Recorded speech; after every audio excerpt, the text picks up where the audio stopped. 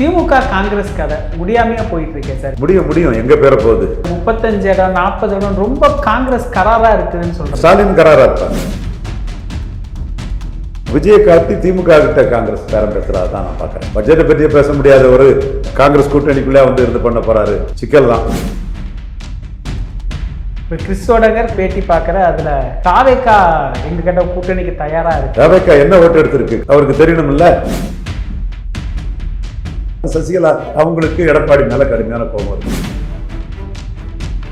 இதுல ஓபிஎஸ் கணக்கு என்ன சார்? அவர் பேட்டியில ரொம்ப வருத்தப்படுறாரு, என்ன துரோகிங்கிறாங்க, நான் என்ன சன்னியாசம் போட்டா சங்கர மடத்துக்கு போட்டான்னு எல்லாம் பேசுறாரு. அவர் சில முடிவுக்கு தன்னை தயார்படுத்துறாரு. அந்த முடிவை சக்சஸ்ஃபுல்லா நிலைநாட்டுறதுக்கு முயற்சி பண்றாரு. எதுவுமே தெரியாம அதிமுக பலயமாயிட்டு சேலத்துல போய் விஜய் பேசுறாரு. என்ன மண்டுகம், என்ன அட்டுத்தனம்.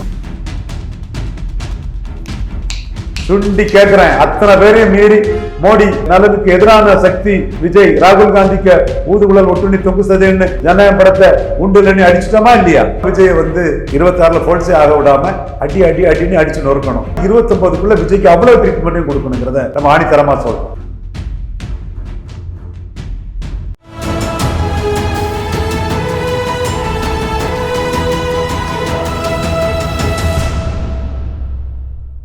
தமிழிடம் நேயர்களுக்கு வணக்கம். இன்று நம்மிடையே அரசியல் விமர்சகர் திரு ரவீந்திரன் துரைசாமி அவர்கள் இணைந்துள்ளார்.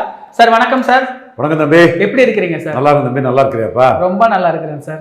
திமுக காங்கிரஸ் கதை முடியாமையா போயிட்டு இருக்கேன் சார். என்ன தன்மை தான் அது? முடியும் எங்க பேர போகுது. 12ஆம் தேதி பட்ஜெட்டுக்கு எதிராக எல்லாரும் ஆர்ப்பாட்டத்தில் நின்னாங்க. பட்ஜெட்டை பற்றி 2025 பேசின விஜயால 26 பேச முடியல. அபுபக்கர் நாம் தமிழர் கட்சி காரி துப்பிட்டு போயிட்டாப்புல. ஒரு டிபாத்திலே விஜய் பேசுனதை சொல்லி காட்டி மூக்கறுத்து விட்டுட்டு முகத்தில் கறி பூச்சிட்டு போயிட்டாப்புல. இதுதான் அப்பவே சொன்னேன், அனுகூல சத்துரு சீமான் விஜயோட நடவடிக்கைகள் சீமான் போல்டு அது தண்ணி ஒரு ஆதரவு வளையத்தை கொடுக்கணும். பட்ஜெட்டை பற்றியே பேச முடியாத ஒரு காங்கிரஸ் கூட்டணிக்குள்ளே இருந்து பண்ண போறாரு. சிக்கல் தான். அப்படியே வந்தாலும் திமுக காட்டி விஜய்கிட்ட பேரம் பேசினாலும் 117 வாங்குவாங்க. 117 இடத்துலையும் விசில் நிற்குமே. மோடி எலெக்ஷன் கமிஷன் அப்படித்தானே சிம்பலை கொடுத்துருக்கு. நீ நிற்கிற இடத்துல தானே உனக்கு சிம்பல் நிற்க முடியும், மற்ற இடத்துல விசில் நிற்குமா? சரி, எத்தனை விழுக்காடு ஓட்டு தான் திமுக விட்டு காங்கிரஸ் வெளியே கொண்டு வந்துருமா? 2 விழுக்காடு 3 விழுக்காடு? இதுக்கு மேலே எப்படி கொண்டு வர முடியும்? 3 விழுக்காடுக்கு 117 கொடுத்தா அடுத்த 117க்கு 3 விழுக்காடுன்னு ஆயிரும். காங்கிரஸ் பலம் 3 விழுக்காடு தானே. அதுக்கு 117 சீட்டு கொடுத்தா 117 நிற்கிறோட விஜய்க்கு பலமும் 117 3 ஆயிருமே. இதான் நான் திரும்ப சொன்னேன். பலத்தை நிரூபிச்சுட்டு வாங்க, கூட்டணிங்கிறத பேசாதீங்க. ஒன்றும் கேட்கறது கிடையாது. சகாதேவ மாதிரி ஒருத்தன் சொல்கிறானாங்கிறது கூட நம்பிக்கை கிடையாது. ஜான் ஆரோக்கியசாமி பைபிளை வச்சுக்கிட்டு மெஸ்மரைஸ் பண்ணுனா அதில் விழுந்துட்டு போயிடுறது. என்ன ஒரு தன்மைகளில் விஜய் இருக்கிறாரு. எனிவே அவர் பாஜக வைத்து நிற்க முதுகலம் பெற்றவருங்க அடிப்படையில் இந்த கூட்டணிக்கு வாய்ப்பு கம்மி. காங்கிரஸுக்கு ஓட்டே 3% தான்ங்கிறதுல இந்த கூட்டணிக்கு வாய்ப்பு கம்மின்னு தான் நான் நினைக்கிறேன்.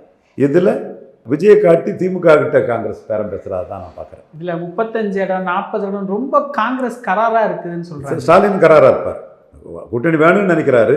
ரொம்ப விட்டு கொடுத்து போக முடியாத அளவு கராரா தான் அவரும் இருப்பார். இப்போ கிறிஸ்தோடகர் கனிமொழியை போய் பார்க்குறாங்க. ஒரு நாளிதழ் பேட்டி பார்க்குற அதில் தாவேக்கா எங்ககிட்ட கூட்டணிக்கு தயாரா இருக்கு. தாவேக்கா என்ன ஓட்டு எடுத்திருக்கு அவருக்கு தெரியணும் இல்ல. ஓட்டு எடுத்த கட்சியா?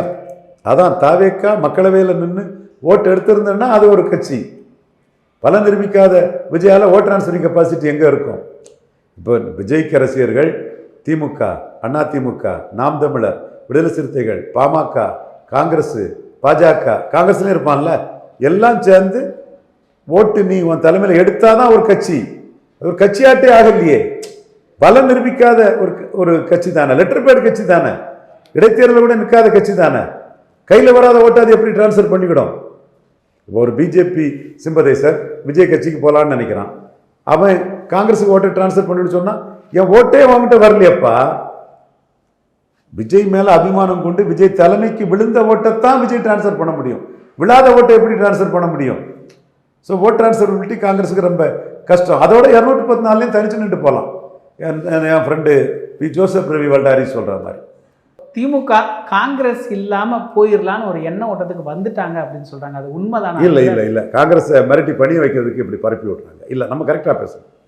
இதில் காங்கிரஸ் ரொம்ப 25 சீட்டே அதிகம்தான், 40 சீட்டு 40, இன்னும் அந்த பேரம் கூடிக்கிட்டே போகிறதுக்கு என்ன காரணம்? விஜய் தான் காரணம், அப்படிதான் மையப்படுத்த முடியுமா? விஜயை மையப்படுத்தி அதை சொல்கிறதுல தப்பு இல்லை. ஒரு வேளையில் இவன் தப்பு பண்ணிட்டான்னா நமக்கு கொஞ்சம் பாதிப்பு தான் ஸ்டாலின் நினைக்கிறார். இப்போ ஸ்டாலினை மணிசங்கர் ஐயர் சொல்கிறார், இந்தியா பிளாக்குக்கு நீங்கள் தான் தலைவராக வரணும்னு. ஸ்டாலின் என் உயரை எனக்கு தெரியும்னு கடந்து போகிறது என்ன காரணம்? அது இந்தியா பிளாக் உட்படாதுன்னு ஸ்டாலினுக்கு தெரியாதா? ராகுல் காந்தி தரப்புல 4 பேர் ஆசைப்பட்டு இருப்பான் ஒரு காலத்தில் அதிகாரத்தில் இருந்தவனுங்க. இந்தியா பிளாக் உட்பட ராகுலே விட மாட்டாருங்கிறதா இதாக போயிட்டு இருக்கு. ஓபிஎஸ் வந்ததுக்கப்புறம், தேமுதிக வந்ததுக்கப்புறம் ஸ்டாலினுடைய திங்கிங் லெவல் சேஞ்ச் ஆயிடுச்சு அப்படின்னு சொல்கிறாங்க. காங்கிரஸை ஒரு குறிப்பிட்ட சீட்டுக்கு சேர்த்துக்கலான்னு தான் நினைக்கிறேன் சார். எனக்கு பிடிக்காது சார் காங்கிரஸ். கன்னியாகுமரியில் தவிர டெபாசிட் இல்லாத காங்கிரஸ் ஏன் 10 MP வாங்குதுங்கிறதெல்லாம் எனக்கு வருத்தம் தான். பட் தலைவர் என்ன நினைக்கிறாருன்னு சொல்லும்போது, ஒரு தலைவரை நான் அசஸ் பண்ணும்போது பாமக மைனஸ்ன்னு நினைக்கிறாரு. 2011 காங்கிரஸ் ஜெயித்துட்டு தானே இருக்கிறான், ஜெயிக்கிறது வரை அவன் இருக்கட்டு. நீங்கள் எப்படி பார்க்குறீங்க சார்? காங்கிரஸ் கூட திமுக போயிருங்கிறது தான் உங்களுடைய முடிவுன்னு எடுத்துக்கலாம். ஒன்றா தான் இருப்பாங்கிறது தான் என்னோட கருத்து. தாவேக்காவோட போனால் என்ன சார் ஆகும்? என்ன நிலைமை இருக்குது காங்கிரஸுக்கு? அதான் காங்கிரஸ் 117 சீட்டுனாலும் 117 விசில் நிற்கும். தாவேக்காவோட 117 இருக்கிறதோட 214 நின்று காமராஜ் ஆட்டின்னு போயிடலாம். தாவேக்கா ஓட்டு டிரான்ஸ்ஃபர் ஆகாது. அப்போ நம்ம ஓட்டையாக பார்க்கலான்னு 214 போகிறது தான் கரெக்டு. இதில் திமுக விட்டு வெளியேறது அப்படிங்கிறது அந்த ஒரு தரப்பு சொல்லிட்டு இருந்தாங்க. இப்போ மாணிக்கம் தாக்கூர் ஆகட்டும், ஜோதிமணி ஆகட்டும், இல்லை அவரே விழுந்துட்டாரு. இப்போ பாஜக எல்லாருமே இப்போ பெருசாக பேசுகிற மாதிரி தெரியும். பாஜக எதிர்ப்புங்கிறதுல விழுந்துட்டாங்க. என்னங்க இருக்குது இவங்களுக்கெல்லாம்? அதாவது யூபி பீகார் காங்கிரஸ், தோல்வி காங்கிரஸ், இங்கே வெற்றி காங்கிரஸ். 3 முறை வெற்றி காரணம் ஸ்டாலின் தானே. அப்போ நீ ஸ்டாலின் இல்லாமல் காங்கிரஸ் போச்சுன்னா தோற்று போகும். வெற்றி பெறணும்னு நினைக்கிறேன், ஸ்டாலின் கூட நின்றுவான். இதில் ஓபிஎஸ் கணக்கு என்ன சார்? அவர் பேட்டியில் ரொம்ப வருத்தப்படுறாரு, என்ன துரோகிங்கிறாங்க, நான் என்ன சன்னியாசம் போட்டா, சங்கர மடத்துக்கு போட்டான்னு எல்லாம் பேசுகிறாரு. என்ன காரணம் அவர் இப்படி பேசுறதுக்கு? அவர் சில முடிவுக்கு தன்னை தயார்படுத்துகிறாரு. அந்த முடிவை சக்ஸஸ்ஃபுல்லாக நிலைநாட்டுறதுக்கு முயற்சி பண்ணுறாரு. இதில் சீமானுடைய அரசியல் எப்படி இருக்குது? இந்த காங்கிரஸ் திமுக இஷ்யூவில் சீமான் பின்னணி அப்படிங்கிற மாதிரி சொல்கிறாங்களா? அது சீமான் காங்கிரஸ் அடின்னு அடிக்கிறாரு, நொறுக்குன்னு. காங்கிரஸை பந்தாடுவார் பாருங்க. காங்கிரஸ் தொகுதிகளெல்லாம் சீமான் விட்டு வைக்க மாட்டார். மீண்டும் பழைய நாட்கள் திரும்புங்கிற அளவுக்கு காங்கிரஸ் அடி சீமான் இருந்து வெகு பலமாக வரும். கேட்டால் பிஜேபியோட பிடிஎம் வாங்க, பிஜேபி சேர்த்து அடிப்பார். இப்போ தாவேக்காவோட காங்கிரஸ் கூட்டணி, சசிகலா கூட்டணி, இது எல்லாமே கிட்டத்தட்ட ஒரு பேச்சுவார்த்தை லெவலில் தான் இருக்கா, இல்லை இது ஏதாவது முடிவாக இருக்க ஏதாவது வாய்ப்பு இருக்கா சார்? நீங்கள் எப்படி கணிக்கிறீங்க? விஜய்க்கு முடிவில் தான் இருக்குது. இவங்க சசிகலாவுக்கும் வேறு ஆப்ஷன் இல்லை, ராமதாஸ் ஐயாவுக்கு வேறு ஆப்ஷன் இல்லை. விஜய் முடிவில் தான். விஜயால் கஷ்டப்பட்டு எப்படியாவது தனிச்சு நின்ற முடியும். உள்ள கேண்டிடேட்லாம் இவங்களால தனிச்சு நிற்க முடியும். ராகுல் காந்திக்கு ஊதுகுழலாம் தொங்கு சதையாக ஒட்டுணியாக இருக்கக்கூடிய விஜயால் ஜனநாயகம் படத்தை ரிலீஸ் பண்ண முடியல பாருங்க. ஸோ இது ராகுல் காலுக்குங்கிறதுல நாம் மோடி கிட்ட ப்ரெசென்ட் பண்ணதில் பாஜக தலைவர்கள் எல்லார் கருத்தையும் மீறி மோடி நன்மைக்காக நாம் சொன்ன கருத்து 2 பேர் விஷயத்துலையும் நடந்தது. இப்போ அவங்களுக்கு எடப்பாடி மேலே கடுமையான கோபம் இருக்குது. அவங்களோட இதுக்கு எடப்பாடியை எதிர்த்து எடப்பாடியை டேமேஜ் பண்ணி எடப்பாடி இன்னும் ஒரு முறை தோத்துட்டா ஒரு ரீஅலைன்மெண்ட் வரும். அதில் ராஜமாதாவா தம்பி இவன் சொல்லுவான், நம்ம தம்பி பெருமாள் மணி சொல்லுவோம். அது பெருமாள் மணியெல்லாம் நம்ம அன்பான ஒரு தம்பி. பட் ஃப்ரெட்டர்னிட்டிங்கிறது வேறு, கருத்துங்கிறது வேறு. அவன் சசிகலா தரப்புக்கு ஆதரவாக ராஜமாதா, திராவிட தாய், திராவிட மாதான்னு தான் பேசுவாப்புல. நாங்கள் சசிகலா புஷ்பா வீட்டில் போய் எப்படி பொதுச்செயலாளராக வரவிடாமல் தடுக்கிறதுங்கிறது, எப்படி கேஸ் போடுறது, மெட்ராஸ் கோர்ட்டில் போடவா, அந்த மாநிலம் மகாராஷ்டிராவில் அதிமுக இருக்குன்னு அந்த ஊர் கோர்ட்டில் போடவாங்கிறதெல்லாம் நாங்கள் யோசிச்சுட்டு இருக்கும்போது பெருமாள் மணியும் கூட இருப்பாப்புல. ஏன்னா அந்த கட்டத்திலலாம் பெருமாள் மணியோட கருத்துக்கள், அவர் சசிகலா தான் திராவிட இயக்கத்தை காப்பாற்றணும்னு சொன்ன கருத்துக்கள்லாம் பெரிய ஒரு தாக்கத்தை ஏற்படுத்தக்கூடிய ஒரு கருத்துக்கள் தான். பட் காட்ஸ் கிரேஸ் எங்கள் முயற்சி, சில உண்மைகளை சசிகலா புஷ்பா சொன்னதில் பொதுச் செயலாளர் பொறுப்பு பொதுச் செயலாளர்னு போட்டுட்டாங்க. அதுக்குள்ளேயும் ஒரு பிரச்சனை என்னென்னா, தினகரன் திவாகரன் இதில் பொதுச் செயலாளர்னே தேர்ந்தெடுத்தால் அசைச்சிருக்க முடியாது. பொறுப்பு பொதுச் செயலாளர்னு போட்டதுனால தான் அதுவும் சிக்கலாகி போச்சு. அதுக்கு காரணம் ஜெயலலிதா மெம்பர்ஷிப் கார்டை திரும்பி கொடுக்கலன்னு நாங்கள் சசிகலா புஷ்பாவை வச்சு CBI, home ministry, election commission இப்படி எல்லா இடத்துக்கும் போட்டு சசிகலாவுக்கு மெம்பர்ஷிப்பை ஆய்வு பண்ணணும். எந்த மெம்பருக்கும் இடையில இவங்க வராங்க, அது ஃபோர்ஜரி மெம்பர்ஷிப் கார்டு வச்சுருப்பாங்கலாம் சசிகலா புஷ்பா ஒரு இது கொடுக்க, பொன்னையும் இல்லை அது நீக்கத்தை ரத்து பண்ணாலே பழைய இதில் இருந்தே தொடங்கும்னு, அப்போ புது மெம்பர் கொடுக்கலன்னு ஆகுது. இந்த பிரச்சனைக்குள்ளே தான் கோர்ட்டில் போய் அடிபட்டுருமங்கிறக்க தான் பொறுப்பு பொதுச் செயலாளர் எடுத்தாங்க. பொதுச் செயலாளர்னு எடுத்துட்டா ஒன்றும் பண்ண முடியாது. அடுத்த கூட்டத்தில் ரேட்டிஃபை பண்ணிட்டு போயிடுவாங்க. இன்றைக்கும் அவங்க தான் பொதுச் செயலாளர். தொண்டர்கள் கூடி யார் இன்னொருத்தரை மாற்ற முடியும். எல்லாமே ஒரு இயற்கை நீதி தான். இத்தனைக்கும் இந்த ஏடிஎம்கே கான்ஸ்டியூஷனே எனக்கு வந்து கோசல்ராம் அனுப்பி வச்சாரு. ஆர்எஸ்எஸ்ல உள்ள பசங்க நம்ம வேண்டியவன் பிவி அண்ணாச்சி ஆஃபீஸில் நிறைய பேர் இருக்காங்க. எங்கள் மாவட்டத்தில் உள்ள கிருஷ்ணவ கம்யூனிட்டி பசங்க, நாஞ்சல் சுபாலன் ஒருத்தர் ஆர்எஸ்எஸ் கொண்டு விட்டு இருந்தாலும் அவர் கம்யூனிட்டி ஆளுக்கு நம்மகிட்ட ரொம்ப அன்பாக இருப்பானுங்க. உடனே வந்ததும் எத்தனை காப்பி வேணும் போட்டு தரேன் நான். இல்லை, அண்ணாச்சி சசிகலாவுக்கு வேண்டியவர். இது வந்துட்டு காப்பி இது ஏனுமா நான் வந்து இந்த ஆஃபீஸை என்னோட சசிகலாவுக்கு எதிரான ஃபைட்டுக்கு நான் ஃபைட் பண்ண மாட்டேன். அது தர்ம நியாயத்துக்கு புறம்பாக இருக்கும். அண்ணாச்சி வந்து சசிகலாமையாக இருக்க ஆள். நம்ம பல விஷயங்களுக்காக நம்ம எய்த்து ஃபைட் பண்ணி நாம முடிவு பண்ணியாச்சு. இதை நம்ம அம்மா ஆஃபீஸில் எத்தனை காப்பி வேணாலும் போட்டு தருவோம். உடனே நாடார் சங்கத்தில் போய் அவங்க அந்த சிஸ்டர் இருந்தாங்க. அவங்க உணர்வு என்னன்னா, இவங்கெல்லாம் வெங்கடேச பொன்னையாரை என்கவுண்டர் பண்ணதான் என்னாச்சுன்னாப்புல. அப்போ நீங்கள் 2 காப்பிக்கு காசு கொடுத்தா போதும் என்னாச்சு, இந்த 3வது இது வந்து ஃப்ரீயாக வச்சுடுங்க என்னாச்சுன்னாப்புல. அதுக்கப்புறம் நாங்கள் இந்த 3 காப்பியும் எடுத்துகிட்டு போய் இவர் கேபி முனிசாமி அசோக் நகரில் இருந்தார். நானும் கண்ணன் சத்திரியன் ஒரு வன்னியர் கம்யூனிட்டி போய், அப்போ வன்னியர்கள் கொஞ்சம் சசிகலா இதுக்கு கொஞ்சம் அஜிடேட் பண்ணிட்டு இருந்தாங்க. அப்போ அவர்கிட்ட போய் ஒரு காப்பியை கொடுத்து இப்படி இருக்குது, இதை ஃபைட் பண்ணுங்கன்னு சொன்னது. அவர் என்ன சொன்னாருன்னா, ஓபிஎஸ்ஸை வச்சு தான் ஃபைட் பண்ணணும், ஓபிஎஸ் சார்ந்து நின்னே பழக்கப்பட்டவர், அவரை முன்னிறுத்தி தான் இதை ஃபைட் பண்ணணும்னு அந்த கருத்தை சொன்னார். அப்புறம் கேசி பழனிசாமி பாஜகவில் இன்னைக்கு ரொம்ப முக்கிய இடத்துல இருக்கக்கூடிய ஒரு அவருக்கு நண்பரை விட்டு அவர் தாஜ் ஹோட்டலில் தங்கியிருந்தார், கான்ட்ராக்ட் பேசிஸில் தங்கியிருந்தார். அவரை அனுப்பி என்கிட்ட நாடார் சங்கத்தில் இருந்து அந்த இதை வாங்கிட்டு போனார். ஒன்று நான் இவங்க சசிகலா புஷ்பாட்டை சொல்லி அந்த கான்ட்ரிபியூஷன் இது பண்ணி ஃபைட் பண்ணி இதை பண்ணணும். என்னென்னா மிகப்பெரிய ஃபைட்டை நாங்கள் பண்ணணுங்கிறதான். இதெல்லாம் எப்படி நடந்து என்ன மாதிரி நடந்ததுன்னு சொல்ல முடியாது. ஏதோ ஒரு பாலை தூக்கி போட்டதில் எப்படியோ ஒரு விக்கெட் விழுந்துங்கிற மாதிரி அந்த மாதிரி ஒரு அபூர்வ நிகழ்வாக தான் அந்த இதை பார்க்கணும். அதுக்குள்ளே சசிகலா அம்மையார் வந்து பொதுச் செயலாளர் ஆக முடியாத ஒரு சூழ்நிலை சசிகலா புஷ்பாவால் வந்தது. ஸோ அந்த பொதுச் செயலாளர் ஃபைட்டை நம்ம டீம் தான் ஃபைட் பண்ணது. கேபி முனுசாமி அதை எடுத்துக்கிட்டாரு. அதோட கேசி பழனிசாமி பெரிய அளவில் எடுத்து பண்ணார். இதில் அவங்க பொதுச் செயலாளர் ஆக முடியாத ஒரு சூழ்நிலை ஆச்சு. எது எப்படியோ அவங்க காலம் கடந்தாலும் அவங்களுக்குள்ள அந்த ஜெயலலிதாவின் தோழிங்கிற அந்த அந்தஸ்து போகலை. முக்குலத்தோரை எம்பவர் பண்ணாருங்கிற அந்த முக்குலத்தோர்கள் மத்தியில் உள்ள அந்த அன்பும் அவங்களுக்கு போகலை. இது எந்த அளவுக்கு வாக்காகுது, எந்த அளவுக்கு தாக்கத்தை ஏற்படுத்தி போகுதுங்கிறத பொறுத்துன்னு தான் பார்க்கணும். நம்மளை பொறுத்தவரை அவங்க ஸ்டேச்சர் பெருசுங்கிறத நம்ம என்றைக்கும் மறுக்கல. அதே வேளையில் அவங்களுக்கு எதிராக நம்ம களமாடணும்னா முகம் காட்டி தான் களமாடணும். நம்ம வந்து தர்ம நியாயங்கள் நம்மகிட்ட நின்னா தான் நம்ம ஃபைட்டில் வருவோம். அதை விட நியாயம் நம்மகிட்ட இருக்குன்னு ஃபைட் பண்ணோம். இப்போ அந்த அம்மா தரக்குறவாக பேசுகிறதோ மற்றவங்க சொல்கிற மாதிரி அந்த அம்மா காலில் விழுந்துக்கிட்டு இழிவாக பேசுகிறதோ நம்மகிட்ட என்றைக்கும் எந்த காலமும் கிடையாது. இப்போ எடப்பாடி பழனியமெல்லாம் சாமியெல்லாம் யாரோ ஒருத்தர் டேஷ் அதெல்லாம் தப்பு. நம்ம எவ்வளோ எதிராக அந்த அம்மாவை ஃபைட் பண்ணாலும் கூட எடப்பாடி பழனிசாமி அந்த வார்த்தையை சொல்லக்கூடாது. அந்த வார்த்தை புரியுதில்ல அவங்களுக்கு? புரியுது. ஸோ அதெல்லாம் அவங்கள உண்டாயிருக்கும். ஃபைட்டிங்கில் வராங்க, அவங்க சைடு நியாயங்களை அவங்க கொண்டு களத்துக்குள்ளே வருவாங்க.